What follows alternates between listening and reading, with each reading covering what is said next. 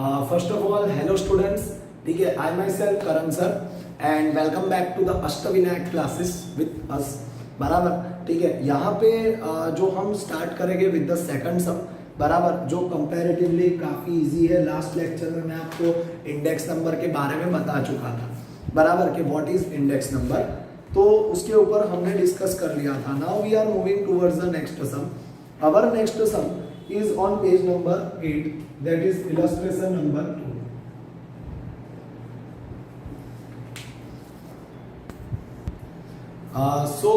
We are at the point student, that is illustration number 2. The price per unit in rupees of 6 food item in the year 2014 and 15 are given in the following table. तो पहले तो हम यहाँ पे item लिख देंगे और taking 2014 as the base year compute general index number. Yes boys girls, अभी एक जनरल इंडेक्स नंबर आएगा, वो चीज कुछ अलग है, टोटली डिफरेंट कॉन्सेप्ट, बराबर, के जनरल इंडेक्स नंबर होता क्या है वो टोटली एक अलग पॉइंट चालू होगा, ठीक है। For the price of food item and state the overall rise in the price of this food item. हर एक फूड आइटम में कितना ओवरऑल राइज हुआ वो अभी हमें पता चलेगा, ठीक है। जनरल इंडेक्स नंबर और नॉर्मल इंडेक्स नंबर में सिर्फ एक चीज का फर्क है। नॉर्मल में आप पहले से इंडेक्स ढूंढते हो, जनरल इंडेक्स सबका टोटल करके एक जनरल इंडेक्स ढूंढना है। देखते हैं क्या सम है। पहले तो हम आइटम्स कंसीडर करेंगे यहाँ पे, ठीक है। हमारे पास जो अवेलेबल है, ब्रेड्स अवेलेबल है, एग्स अवेलेबल है, ठीक है, ओके, घी, ओके, मिल्क, उसके बाद यहाँ पे आता है दैट इज कॉल्ड चीज, उसके बाद आता है that will be called butter. अब इसके यूनिट्स हमारे पास है, यूनिट अलग अलग है, जैसे पैकेट्स जो बोलते हैं, जैसे पैकेट्स में ब्रेड पैकेट्स में 1 डजन में है, घी टीन में है, मिल्क लीटर में है, चीज किलोग्राम में है और बटर भी किलोग्राम में है। अब दोनों का हमको प्राइस दिया हुआ है, तो प्राइस पर यूनिट, अभी ऐसे केस में जब दोनों का प्राइस देते हैं तो क्या करना है मैं आप लोगों को बता देता हूं कि जब दोनों का प्राइस यहाँ पे कंसिडर करते हैं तो क्या करना है। The price of 2014 is the base year and the price of 2015 is the current year. जो पुराना साल है उसका प्राइस बेस ईयर है और जो ये साल है वो करंट ईयर है।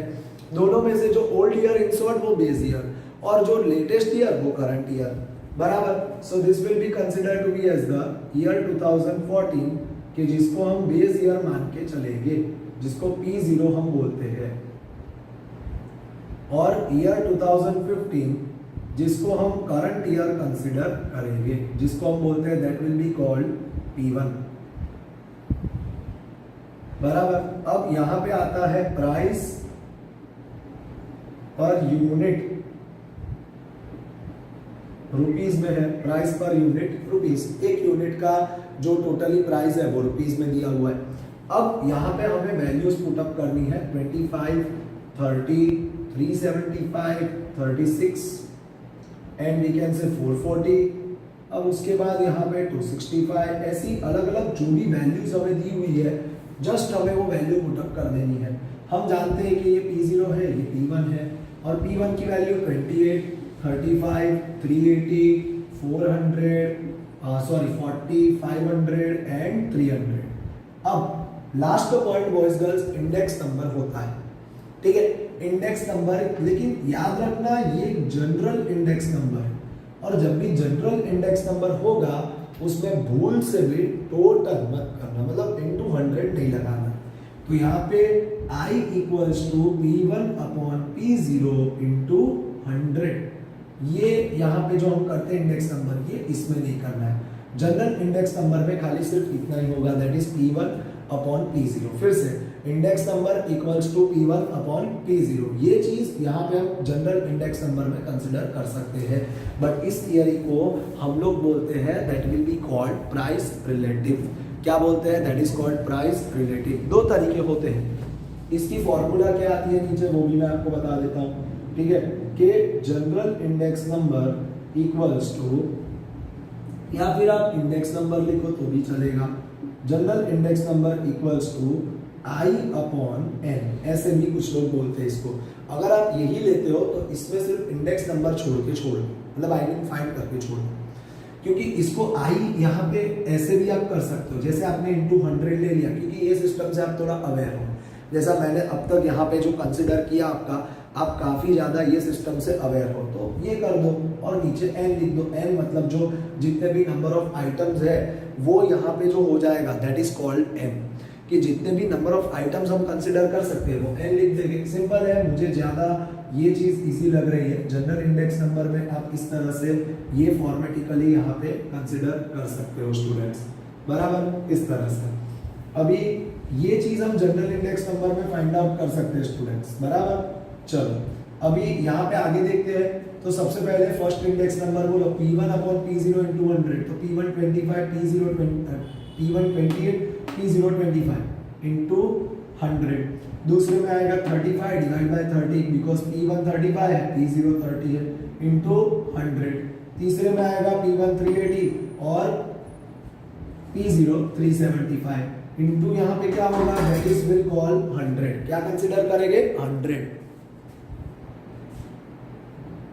क्या कंसिडर करेंगे स्टूडेंट्स, दैट आर कॉल्ड 100। क्या उसको 100, ठीक है। सो ये चीज यहाँ पे हम कंसिडर कर सकते हैं, दैट इज 380।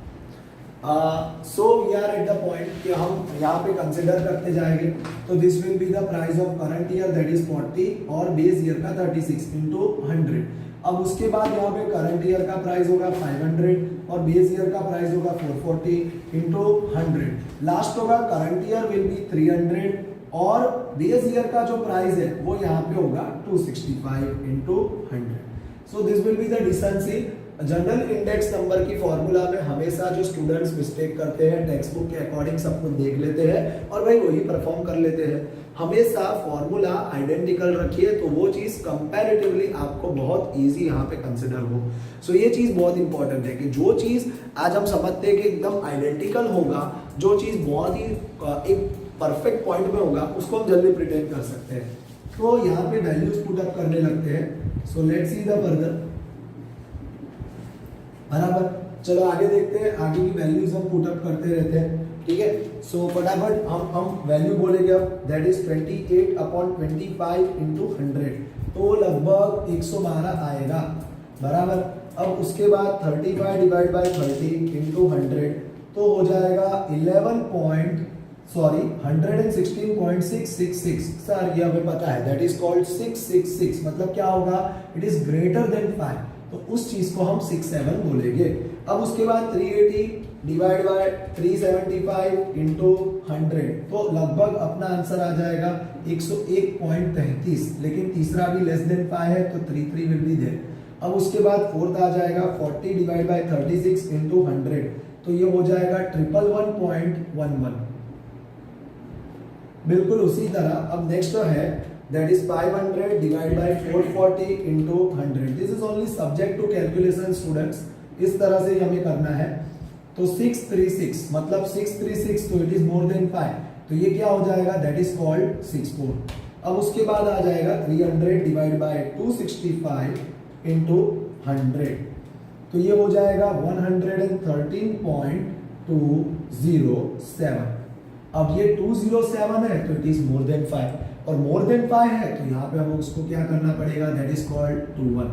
तो अब जनरल इंडेक्स में ये होता है कि हम कोई भी कॉलम का टोटल नहीं करेंगे, बट जो हमारा इंडेक्स नंबर आता है उसका हम टोटल यहाँ पे कंसिडर कर लेंगे। तो यहाँ पे सिग्मा आई कितना होता है, क्योंकि this will be the sigma I upon N.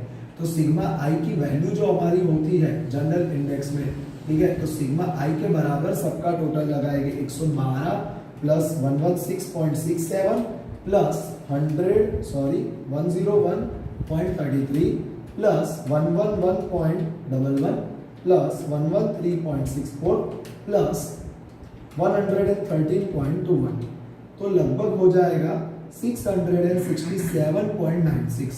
बस सिंपल 667.96 डिवाइड बाय, यहाँ पे कितने आइटम है, 1 2 3 4 5 6, तो डिवाइड बाय 6, तो डिवाइड बाय 6 होगा, तो अपना फाइनल आंसर जो हो जाएगा दैट इज कॉल्ड 111.326। बोलो more than 5 less than 5, it will be the more than 5, तो यहाँ पे कंसिडर हो जाएगा 111.33 अप्रोक्सीमेट वैल्यू।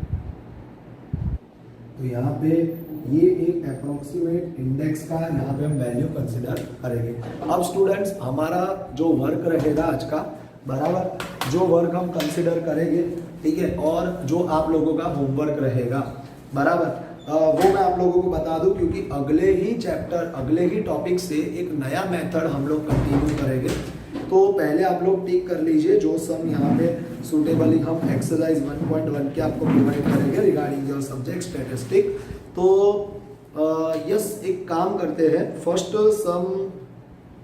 सब में fix base chain base method है।